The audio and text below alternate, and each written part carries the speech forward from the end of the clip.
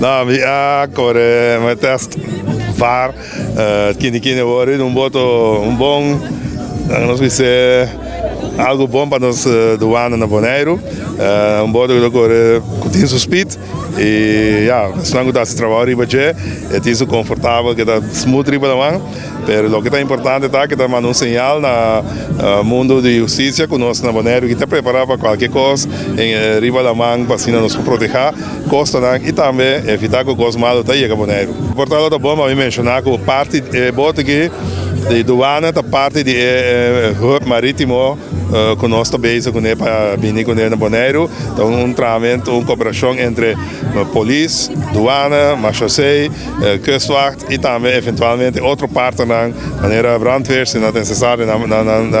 participar, mas a ideia é para ter hub, ainda tem botar disponibilidade de tour e instâncias como mencionava agora para se vestir de ajuda riba da mão na costa, que não para se uso de nada. E essa aqui é uma visão de bom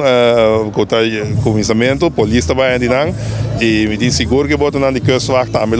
está na Bonaire bastante hora para dar serviço riba da mão e na costa maneira palavra mesmo isso para guardar a costa. Bonaire está crescendo, não me arriba terra só, não me arriba la mão também assim, hobby boto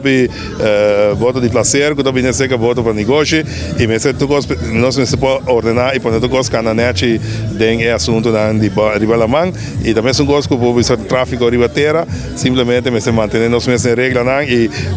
nós estamos no juízo também para prevalecer, ser responsável e também nós está ponendo bastante que por boto na de nós instâncias para se controlar riba não e essa aqui está exemplo de nang e maneira bisa tem mais na caminho de marítimo que vai vir mais pronto possível.